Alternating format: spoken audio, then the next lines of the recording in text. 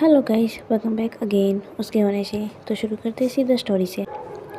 जहाँ मीरा के घर से बाहर चले जाने के बाद नंदिनी भी उसके पीछे पीछे जाने लगती है। और जब वो दोनों घर से बाहर आ जाते हैं तभी नंदिनी पीछे से, मीरा रुको, कहाँ जा रही हो तुम? मीरा रुक भी जाओ।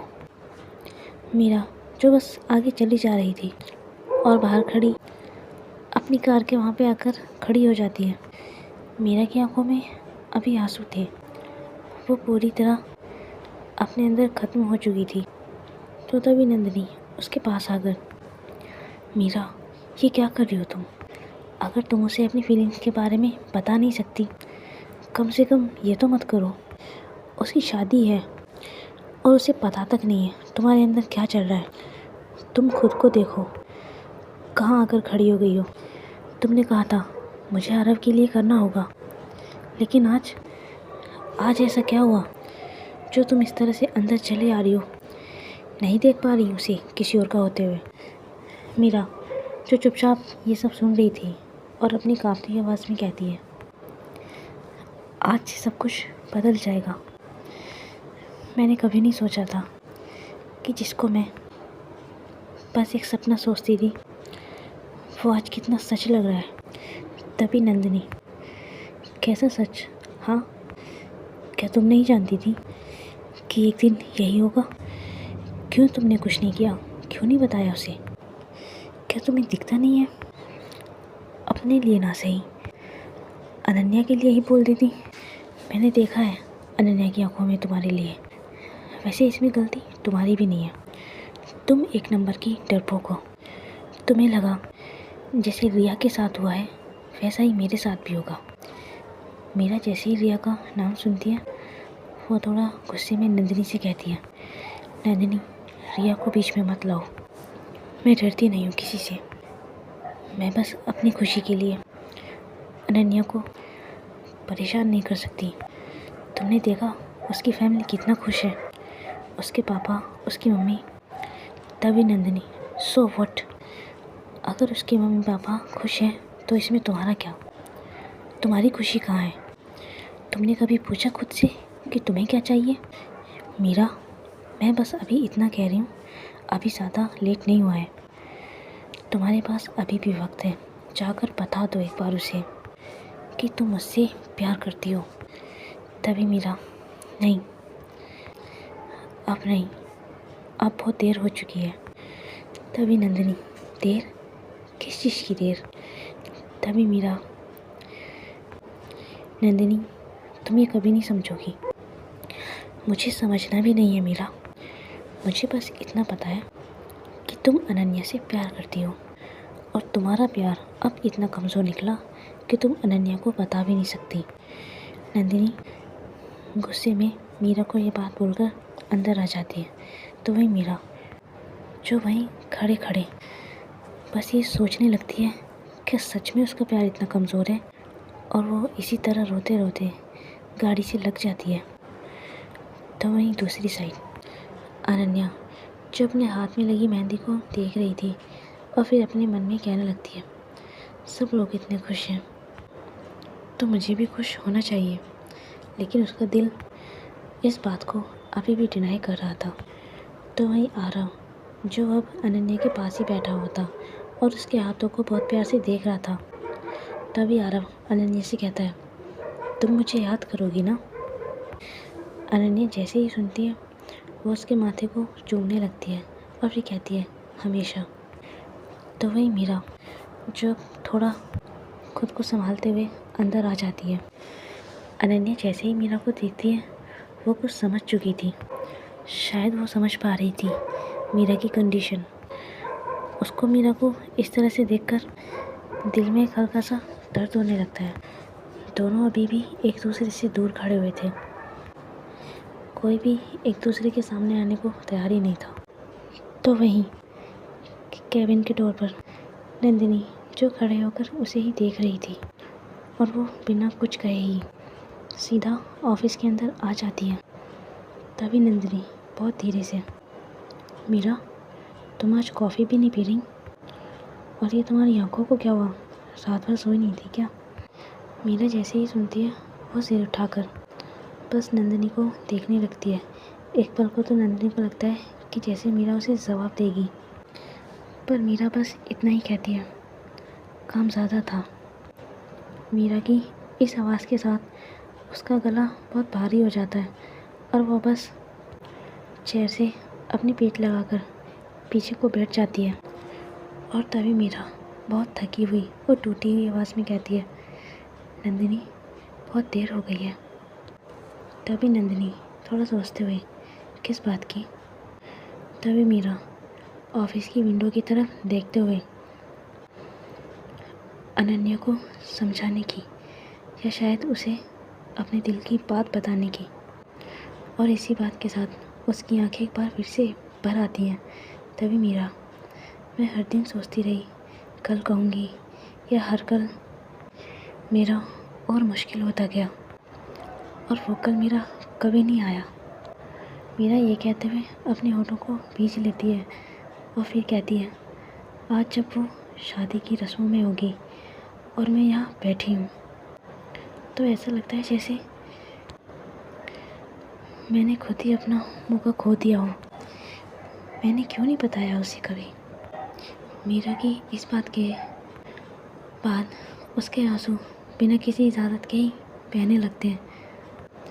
तभी नंदिनी मीरा को संभालने की कोशिश करते हुए फिर उसके पास आ जाती है और कहती है, मीरा।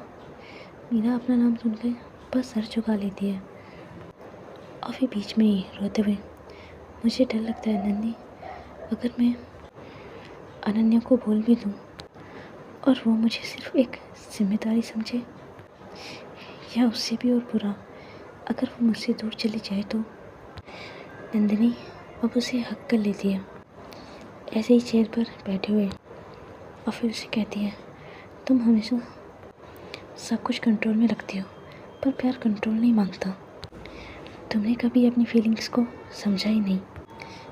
मेरा जैसे ही ये सुनती है वो जानबूझकर हंसने की कोशिश करने लगती है और फिर कहती है, ये प्यार ही तो सबसे बड़ी प्रॉब्लम है। मैंने कब सोचा था कि किसी के लिए भी मैं इतना महसूस करूँगी या किसी को मैं इतना फील करूँगी। वो ये कहते हुए अब खुद ही अपने आंसू पूछने लगती है और फिर कहती है, आज मानो ऐसा लग रहा है जैसे मैं हार रही हूँ, जैसे मैं सच में थक गई हूँ। नंदिनी जैसे ही सुनती है वो उसका हाथ थाम लेती है और फिर कहती है, तुम हार नहीं रही हो, तुम बस अपने सच के बिल्कुल पास हो और सच हमेशा डराता है। मीरा अब पहली बार खुद को किसी के सामने इतना टूटा हुआ महसूस करती है।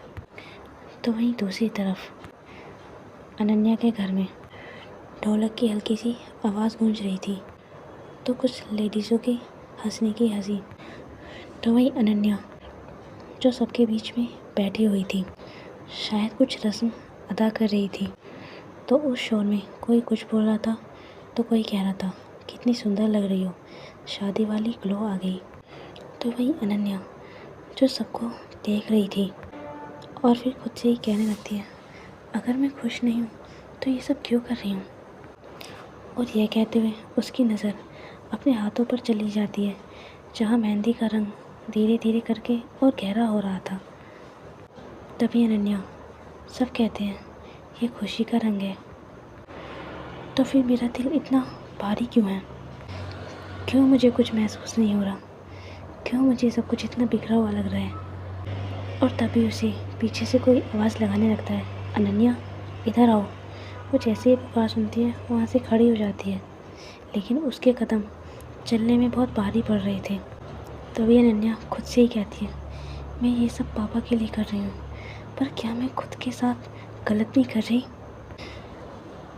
उसके दिमाग में न जाने कैसे कैसे ख्याल बन रहे थे। तो वहीं दूसरी तरफ मीरा जो अभी भी अपनी चेयर पर बैठी हुई थी, काम के बीच बिल्कुल पूरी तरह से खोई हुई और खुद को अभी अनन्या की रस्मों से खुद को दूर करते हुए, दोनों को अपनी अपनी जगह एक ही एहसास जकड़े हुए था कि कुछ तो गलत लग रहा है, पर दोनों में से कोई भी हिम्मत नहीं दिखाता। तो वही अनन्या का घर, जहाँ अभी रसोई से हल्दी और सरसों के तेल की खुशबू आ रही थी। अनन्या के घर के आंगन में पीले कलर के कपड़े बिछाए जा रहे थे और हर कोई सिर्फ एक ही बात बोल रहा था, जल्दी करो, देर हो जाएगी। और उसी वक्त अनन्या जो कमरे से बाहर आने लगती है, येलो सूट, खुले बाल, लेकिन चेहरे पर कोई स्माइल तक नहीं, जैसे अब ना मुस्कुराना उसकी आदत बन गया हो। तभी अनन्या की माँ बहुत जल्दी में, अनन्या यहाँ कर देखो, हल्दी में दूध कम लग रहा है क्या। अनन्या जैसे ही सुनती है वह पास आकर पाल को देखने लगती है और फिर धीरे से कहती है, माँ थोड़ी सी और हल्दी डाल देते हैं, रंग थोड़ा गहरा हो जाएगा। उसकी माँ जैसे ही सुनती है वह उसकी तरफ देखने लगती है और फिर कहती है, आजकल तुम बहुत धीरे धीरे बोलने लगी हो, सब ठीक है ना, तुम खुश हो ना। तो वहीं केबिन के डोर पर नंदिनी जो खड़े होकर उसे ही देख रही थी और वो बिना कुछ कहे ही सीधा ऑफिस के अंदर आ जाती है। तभी नंदिनी बहुत धीरे से, मीरा तुम आज कॉफ़ी भी नहीं पी रही, और ये तुम्हारी आंखों को क्या हुआ, रात भर सोई नहीं थी क्या। मीरा जैसे ही सुनती है वो सिर उठाकर बस नंदिनी को देखने लगती है। एक पल को तो नंदिनी को लगता है कि जैसे मीरा उसे जवाब देगी, पर मीरा बस इतना ही कहती है, काम ज़्यादा था। मीरा की इस आवाज़ के साथ उसका गला बहुत भारी हो जाता है और वह बस चेयर से अपनी पीठ लगाकर पीछे को बैठ जाती है। और तभी मीरा बहुत थकी हुई और टूटी हुई आवाज़ में कहती है, नंदिनी बहुत देर हो गई है। तभी नंदिनी थोड़ा सोचते हुए, किस बात की। तभी मीरा ऑफिस की विंडो की तरफ देखते हुए अनन्या को समझाने की, या शायद उसे अपने दिल की बात बताने की, और इसी बात के साथ उसकी आंखें एक बार फिर से भर आती हैं। तभी मीरा, मैं हर दिन सोचती रही कल कहूँगी, या हर कल मेरा और मुश्किल होता गया और वो कल मेरा कभी नहीं आया। मीरा ये कहते हुए अपने होठों को भींच लेती है और फिर कहती है, आज जब वो शादी की रस्मों में होगी और मैं यहाँ बैठी हूँ तो ऐसा लगता है जैसे मैंने खुद ही अपना मौका खो दिया हो। मैंने क्यों नहीं बताया उसे कभी। मीरा की इस बात के बाद उसके आंसू बिना किसी इजाज़त के ही बहने लगते हैं।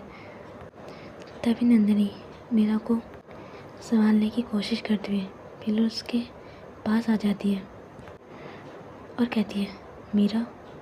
मीरा अपना नाम सुनकर बस सर झुका लेती है और फिर बीच में ही रोते हुए, मुझे डर लगता है नंदी, अगर मैं अनन्या को बोल भी दूँ और वो मुझे सिर्फ एक जिम्मेदारी समझे, या उससे भी और बुरा अगर वो मुझसे दूर चली जाए तो। नंदिनी अब उसे हक कर लेती है ऐसे ही चेयर पर बैठे हुए और फिर उसे कहती है, तुम हमेशा सब कुछ कंट्रोल में रखती हो, पर प्यार कंट्रोल नहीं मांगता। तुमने कभी अपनी फीलिंग्स को समझा ही नहीं। मीरा जैसे ही ये सुनती है वो जानबूझकर हंसने की कोशिश करने लगती है और फिर कहती है, ये प्यार ही तो सबसे बड़ी प्रॉब्लम है। मैंने कब सोचा था कि किसी के लिए भी मैं इतना महसूस करूँगी, या किसी को मैं इतना फील करूँगी। वो ये कहते हुए अब खुद ही अपने आंसू पूछने लगती है और फिर कहती है, आज मानो ऐसा लग रहा है जैसे मैं हार रही हूँ, जैसे मैं सच में थक गई हूँ। नंदिनी जैसे ही सुनती है वो उसका हाथ थाम लेती है और फिर कहती है, तुम हार नहीं रही हो, तुम बस अपने सच के बिल्कुल पास हो और सच हमेशा डराता है। मीरा अब पहली बार खुद को किसी के सामने इतना टूटा हुआ महसूस करती है। तो वहीं दूसरी तरफ अनन्या के घर में ढोलक की हल्की सी आवाज़ गूंज रही थी, तो कुछ लेडीज़ों के हंसने की हंसी। तो वहीं अनन्या जो सबके बीच में बैठी हुई थी, शायद कुछ रस्म अदा कर रही थी। तो उस शोर में कोई कुछ बोल रहा था तो कोई कह रहा था, कितनी सुंदर लग रही हो, शादी वाली ग्लो आ गई। तो वही अनन्या जो सबको देख रही थी और फिर खुद से ही कहने लगती है, अगर मैं खुश नहीं हूँ तो ये सब क्यों कर रही हूँ। और यह कहते हुए उसकी नज़र अपने हाथों पर चली जाती है, जहाँ मेहंदी का रंग धीरे धीरे करके और गहरा हो रहा था। तभी अनन्या, सब कहते हैं ये खुशी का रंग है, तो फिर मेरा दिल इतना भारी क्यों है, क्यों मुझे कुछ महसूस नहीं हो रहा, क्यों मुझे सब कुछ इतना बिखरा हुआ लग रहा है। और तभी उसे पीछे से कोई आवाज़ लगाने लगता है, अनन्या इधर आओ। वो जैसे ही पुकार सुनती है वहाँ से खड़ी हो जाती है, लेकिन उसके कदम चलने में बहुत भारी पड़ रहे थे। तभी अनन्या खुद से ही कहती है, मैं ये सब पापा के लिए कर रही हूँ, पर क्या मैं खुद के साथ गलत नहीं कर रही। उसके दिमाग में न जाने कैसे कैसे ख्याल बन रहे थे। तो वहीं दूसरी तरफ मीरा, जो अभी भी अपनी चेयर पर बैठी हुई थी, काम के बीच बिल्कुल पूरी तरह से खोई हुई और खुद को अभी अनन्या की रस्मों से खुद को दूर करते हुए, दोनों को अपनी अपनी जगह एक ही एहसास जकड़े हुए था कि कुछ तो गलत लग रहा है, पर दोनों में से कोई भी हिम्मत नहीं दिखाता। तो वही अनन्या का घर, जहाँ अभी रसोई से हल्दी और सरसों के तेल की खुशबू आ रही थी। अनन्या के घर के आंगन में पीले कलर के कपड़े बिछाए जा रहे थे और हर कोई सिर्फ एक ही बात बोल रहा था, जल्दी करो, देर हो जाएगी। और उसी वक्त अनन्या जो कमरे से बाहर आने लगती है, येलो सूट, खुले बाल, लेकिन चेहरे पर कोई स्माइल तक नहीं, जैसे अब ना मुस्कुराना उसकी आदत बन गया हो।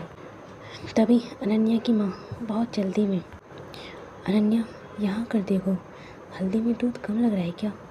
अनन्या जैसे ही सुनती है वह पास आकर पाल को देखने लगती है और फिर धीरे से कहती है, माँ थोड़ी सी और हल्दी डाल देते हैं, रंग थोड़ा गहरा हो जाएगा। उसकी माँ जैसे ही सुनती है वह उसकी तरफ देखने लगती है और फिर कहती है, आजकल तुम बहुत धीरे धीरे बोलने लगी हो, सब ठीक है ना, तुम खुश हो ना। तभी अनन्या, हाँ माँ, बस थोड़ा इस सब माहौल से थक चुकी हूँ।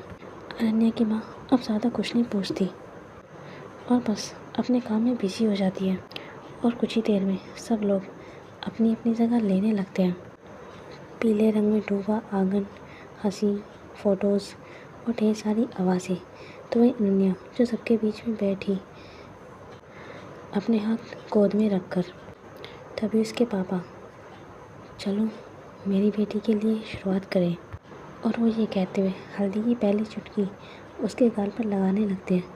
जैसे ही अनन्या की पहली हल्दी लगती है सब लोग एक साथ ताली बजाने लगते हैं। तो वही अनन्या जब अपनी आंखें बंद कर लेती है, अनन्या के मन में सब कुछ इतना सही लग रहा था, लेकिन कुछ तो था जो अभी भी उसको अधूरा कर रहा था। और वो अपनी आंखें खोलकर सबके चेहरे को देखने लगती है और तभी आरव और मीरा की एंट्री। जैसे ये दोनों आते हैं सबकी नज़र एक साथ इन दोनों की तरफ मुड़ जाती है। आरव ने छोटे से येलो कलर का कुर्ता और पजामा पहना हुआ था, जिसमें सचमुच आरव बहुत क्यूट लग रहा था। तो वहीं उसी के ठीक पीछे मीरा, जिसने येलो कलर का बिल्कुल सिंपल सा कुर्ता डाला हुआ था। अनन्या जैसे ही आरव को देखती है उसकी आंखें अपने आप ही भर जाती हैं। तभी अनन्या हल्की सी हंसी के साथ कहती है, अरे तुम तो बिल्कुल हल्दी का हिस्सा लग रहे हो। आरव जैसे ही ये सुनता है वो सीधे उसकी तरफ देखने लगता है। अभी कहता है, तुम भी, पर तुम आज थोड़ी अलग रही हो। मीरा जब आरव की ये बात सुनती है उसकी सासू माने एक पल के लिए रुक जाती हैं और तभी मीरा बहुत धीरे से, यहाँ सब थोड़ा अलग ही लगता है आरव। आरव जैसे ही सुनता है वो भी मीरा का हाथ कसकर पकड़ लेता है, जैसे कह रहा हो, मैं यही हूँ आपके साथ। और तभी नंदिनी, कल्पना, जतिन की एंट्री एक साथ होती है। नंदिनी हमेशा की तरह बिल्कुल कंपोज, लेकिन आंखों में आज कुछ ज़्यादा ही अलर्ट था, जैसे घर से कुछ सोच कर आई हो। और ठीक उसके साथ ही कल्पना, जिसने हल्दी वाला लाइट येलो कलर का सूट पहना हुआ था, तो जतिन ने भी येलो कलर की कुर्ती डाली हुई थी। और जब ये तीनों अंदर आ रहे होते हैं तभी कल्पना नंदिनी से कहती है, यहाँ हवा में कुछ तो भारी सा है, सिर्फ हल्दी की खुशबू नहीं है। तभी नंदिनी, ये तो भीड़ के बीच का सच है, कोई हंस रहा होता है तो कोई अपने ही अंदर टूट रहा होता है। तभी जतिन भी, मुझे लगता है आज सबसे ज़्यादा खामोश वही लोग हैं जो सबसे ज़्यादा महसूस कर सकते हैं। और इसी बात के साथ तीनों की एक साथ नज़रें मीरा और अनन्या पर चली जाती हैं। और कुछ ही देर में वहाँ पर नेहा, अदिति और श्रुति भी आ जाते हैं। श्रुति ने शॉर्ट येलो कलर की फ्रॉक पहनी हुई थी, तो ठीक उसी के पीछे नेहा और अदिति, जो बिल्कुल शांत लेकिन कॉन्फिडेंट, जैसे उन्हें किसी नज़र की ज़रूरत ही नहीं हो। और तभी श्रुति आरव को देखते हुए कहती है, तुम भी येलो कलर पहने हो, देखो हम सब एक ही जैसे लग रहे हैं। आरव जैसे ही सुनता है वो हल्का सा मुस्कुराने लगता है और फिर कहता है, तुम्हारी मम्मी लोग भी बिल्कुल हमारे जैसी ही लग रही हैं। नेहा जैसे ही सुनती है वो भी हंसने लगती है और फिर कहती है, आरव, सबके जैसा रहना ही तो सबसे बड़ी बात है। और तभी अदिति की नज़र पहले अनन्या पर जाती है और फिर वहीं खड़ी मीरा पर। वो ज़्यादा कुछ नहीं कहती, बस इन दोनों को देखकर कुछ तो समझ जाती है। और उसी वक्त अनन्या की माँ, जो अब कहती है, अब हल्दी मीरा लगाएगी। मीरा जैसे ही सुनती है वो एक पल के लिए बिल्कुल शांत हो जाती है, जैसे उसके अंदर कुछ टूट के बिखर गया हो। और तभी खुद की फीलिंग्स पर कंट्रोल करके आगे बढ़ने लगती है, लेकिन मीरा के हाथ अभी कांप रहे थे। और वो इसी तरह धीरे धीरे आगे बढ़कर बिल्कुल अनन्या के सामने आ जाती है। वो अनन्या से बिल्कुल भी आई कांटेक्ट नहीं करती, बस अपना नीचे फेस करके बाउल से थोड़ी सी हल्दी लेकर अनन्या के गाल पर लगाने लगती है। मीरा जब उसको गाल पर हल्दी लगे हाथ से टच करती है, मीरा का वो स्पर्श दोनों की आंखों में एक साथ आंसू ला देता है। दोनों बिना किसी आवाज़ के, बिना किसी सिसकी के बस अपनी आंखों से आंसू बहाने लगते हैं। और तभी अनन्या अपनी नज़रें उठाकर मीरा की तरफ देखती है और फिर बहुत स्लो वॉइस में कहती है, तुम आ गई। तभी मीरा अपनी टूटी आवाज़ में, मैं कैसे नहीं आती।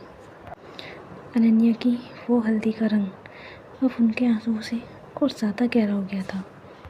तो वही नंदिनी जो ये सब देख रही थी, और उसी के साथ कल्पना, जतिन, नेहा, अदिति, जो चुपचाप खड़े बस इन दोनों को ही देख रहे थे। और कुछ ही देर में पूरे आंगन में हल्दी अब अपने पूरे शोर पर थी। कोई ढोलक बजा रहा था तो कोई मोबाइल उठाए वीडियो बना रहा था। और उसी शोर के बीच नंदिनी ने भी हल्दी से भरी एक बाउल उठाई और कल्पना, जो अभी उसके पास ही खड़ी हुई थी, कल्पना अभी हंस रही थी लेकिन बिल्कुल अलर्ट, जैसे वो जानती हो कि नंदिनी अभी कुछ करने वाली है। और तभी नंदिनी बिना कुछ कहे ही कल्पना के गाल पर हल्दी लगा देती है। कल्पना को जैसे ही फील होता है वो थोड़ा सरप्राइज होते हुए कहती है, अरे ये क्या कर रही हो तुम। तभी नंदिनी अपने वही पुराने अंदाज में लौटते हुए हल्के मजाक में कहती है, हल्दी है और ये मेरे प्यार का रंग है बेबी, तुम पर भी तो चढ़ाना था। कल्पना ये सुनकर एक सेकंड के लिए चुप हो जाती है और फिर बस स्माइल पास कर देती है। और फिर नंदिनी के बिल्कुल करीब आकर कहती है, तुम हर बात मजाक में क्यों कर देती हो नंदिनी, कभी कभी सच भी लगने दिया करो। तभी नंदिनी उसकी आंखों में देखते हुए, क्योंकि सच बोल दिया ना तो तुम फिर मुझसे नज़र नहीं पिला पाओगी। कल्पना जैसे ही सुनती है वो बस अपनी नज़रें झुका लेती है, लेकिन उसके फेस पर एक अलग ही स्माइल आ जाती है। तभी कल्पना, तुम बिना हल्दी के बीच भी दिल की बात घुमा देती हो। और यहीं पर इनकी क्यूट क्यूट बातें चलती रहती हैं। तो वहीं मीरा, जो अनन्या को हल्दी लगाकर चुपचाप अब पीछे हट चुकी थी, वो आंगन में अभी एक कोने में खड़ी हुई थी, जहाँ पर रोशनी थोड़ी कम थी और शोर भी उससे थोड़ा दूर। और अब उसकी आंखों से बस आंसू रुकने का नाम नहीं ले रहे थे। तभी मीरा खुद से ही, ये शादी की रस्म है, फिर इतना दर्द क्यों हो रहा है? और वो ये सोचते हुए अपने हाथ से अपने आंसुओं को पोंछने की कोशिश करने लगती है, पर हर आंसू वो जब जब पोंछती वो उतना ही तेज़ और निकल रहा था।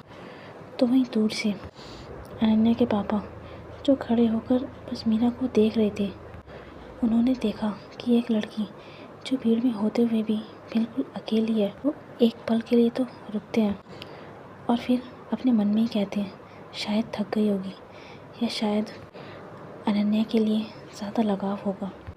वो अब ज़्यादा ध्यान नहीं देते और फिर वो भी अपने कामों में लग जाते हैं। तो वहीं नंदिनी, जो अब कल्पना को हल्दी लगाने के बाद उसे नज़र भर देखने के बाद मीरा की तरफ बढ़ जाती है, वो उसके पास जैसे ही आकर खड़ी होती है, वो मीरा से कहती है, मीरा तुम यहाँ क्यों खड़ी हो? तभी मीरा अपना मुंह दूसरी साइड घुमाते हुए, कुछ नहीं, बस थोड़ी हवा चाहिए थी। तभी नंदिनी धीरे से उसका हाथ थामते हुए, झूठ बोलना तुम्हें कब से आने लगा? मीरा जैसे ही सुनती है, वो अपनी आंखें उठाकर नंदिनी की तरफ देखने लगती है और फिर अपनी टूटी आवाज़ में कहती है, मुझे लग रहा है जैसे मैं किसी और की खुशी के बीच गलत जगह आ गई हूँ। तभी नंदिनी उसके कंधों पर अपना हाथ रखते हुए बहुत हल्के से कहती है, तुम गलत जगह नहीं हो मीरा, बस तुम्हारी जगह बहुत मुश्किल है। मीरा ये सुनकर पहली बार नंदिनी की तरफ देखने लगती है और फिर कहती है, तुम समझ रहे हो ना, मैं कुछ कह नहीं पा रही पर अंदर सब टूट रहा है मेरे। नंदिनी ये सुनकर अपनी पकड़ थोड़ा और मजबूत कर लेती है और फिर कहती है, मैं समझ रही हूँ मीरा, और इसलिए यहाँ हूँ, तुम अकेले नहीं हो। चाहे तुम्हें ऐसा लग रहा है पर मैं हमेशा तुम्हारे साथ हूँ, तुम बस एक बार कह के देखो। मीरा ये सुनकर बस अपना सिर हिला देती है, उसके आंसू थोड़े थम जाते हैं। तो वहीं दूर से अब फिर से वही तालियों की गूंज, हल्दी का शोर। तभी नंदिनी मीरा से कहती है, चलो वरना लोग पूछने लगेंगे। मीरा ये सुनकर बस एक गहरी सांस लेती है और फिर अपने फेस को साफ करते हुए भीड़ की तरफ लौट आती है। और इसी तरह इनकी ये शाम धीरे धीरे करके ढलने लगती। तो वही अनन्या, जो अभी अपने रूम में बैठी हुई थी और बस अपने हल्दी लगे हाथों को देख रही थी, हल्दी का रंग अब थोड़ा हल्का पड़ने लगा था, लेकिन उसके मन का बोझ अब और भी बढ़ता जा रहा था। और तभी कल्पना और जतिन एक साथ उसके रूम के अंदर एंटर करते हैं। कल्पना के हाथ में एक कॉफ़ी का मग था, तो वहीं जतिन भी हमेशा की तरह एक हल्की सी अपने फेस पर स्माइल लिए हुआ था। तभी कल्पना, मैडम राइट, एक ज़रूरी अनाउंसमेंट है। कल्पना जैसे ही सुनती है, अनन्या जैसे ही सुनती है, वो थोड़ा सरप्राइज होकर उसकी तरफ देखने लगती है और फिर कहती है, क्या हुआ, तुम दोनों इतनी सीरियस क्यों लग रहे हो? तभी जतिन एक चेयर को अनन्या की तरफ खींचते हुए बिल्कुल उसके सामने आकर बैठ जाता है और फिर अपने मजाकिया लहजे में कहता है, कल शादी है अनन्या, और आज रात तुम ऑफिशियली सिंगल हो, लास्ट टाइम। तभी अनन्या हल्की हंसी के साथ, लेकिन आंखों में पूरी थकान लिए हुए, सिंगल का पता नहीं, पर हाँ, कल से ज़िंदगी बदलने वाली है। और तभी कल्पना आगे बढ़कर अनन्या का हाथ पकड़ लेती है और फिर कहती है, इसलिए तो कह रहे हैं आज रात तुम हमारे साथ आखिरी बैचलर पार्टी करोगी? करोगी नहीं, मनाओगी, ये लास्ट डिसीजन है। अनन्या ये सुनकर एक पल के लिए चुप रहती है और फिर कहती है, बैचलर पार्टी इस घर में इस वक्त? तभी जतिन, एग्जैक्टली, कोई लाउड म्यूज़िक नहीं, कोई पागलपन नहीं, बस हम, तुम और थोड़ी सी ऑनेस्टी। अनन्या जैसे ही सुनती है वो एक गहरी सांस लेती है और फिर कहती है, तुम दोनों जानते हो ना, मैं आजकल थोड़ी कंफ्यूज्ड हूँ, तभी कल्पना, इसलिए तो हम यहाँ हैं, शादी से पहले एक रात सिर्फ तुम्हारी, जहाँ तुम्हें स्ट्रॉन्ग भी बनना पड़ेगा।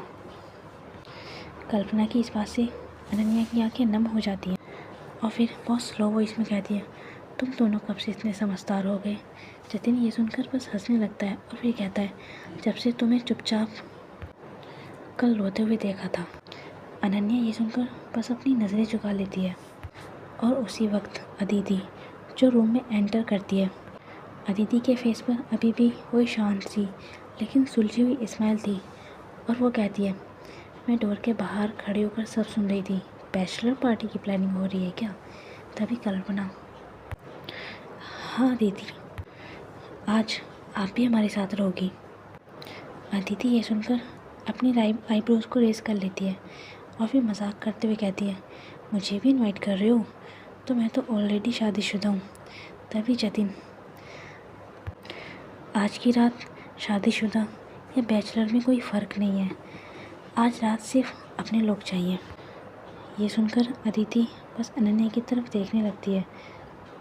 अदिति अनन्या की आंखों में छुपा डर साफ देख पा रही थी और फिर वो कहती है, अनन्या, अगर तुम हाँ कह रही हो ना, तो ये हाँ मजबूरी की नहीं होनी चाहिए। अनन्या ये सुनकर बस अपना सिर हिला देती है और फिर कहती है, मुझे पता है, पर कभी कभी सही चीज़ भी बहुत ज़्यादा भारी लगती है। ये सुनकर अदिति अब अनन्या का कंधे को थपथपाने लगती है और फिर कहती है, तो आज रात उस भार को थोड़ा कम कर दो, कल सुबह फिर उठा लेना। और तभी कल्पना बीच में ही, तो डिसीजन फाइनल है, आज रात सिर्फ हम सब होंगे बिना किसी सवाल के। और तभी अनन्या जो एक एक करके तीनों को देखने लगती है और फिर कहती है, ठीक है, आज रात मैं तुम लोगों के साथ हूँ। तभी जतिन, परफेक्ट, तो मैं स्नैक्स अरेंज करता हूँ। तभी कल्पना, मैं प्लेलिस्ट सॉफ्ट वाली। और फिर अदिति, और तुम बस सांस लेना सीख लेना। अनन्या अदिति की ये बात सुनकर पहली बार सही से बस मुस्कुराने लगती है। तो गाइस, आज के लिए इतना ही, मिलते हैं नेक्स्ट पार्ट में। तब तक आप अपना और अपने चाहने वालों का ध्यान रखना। बाय।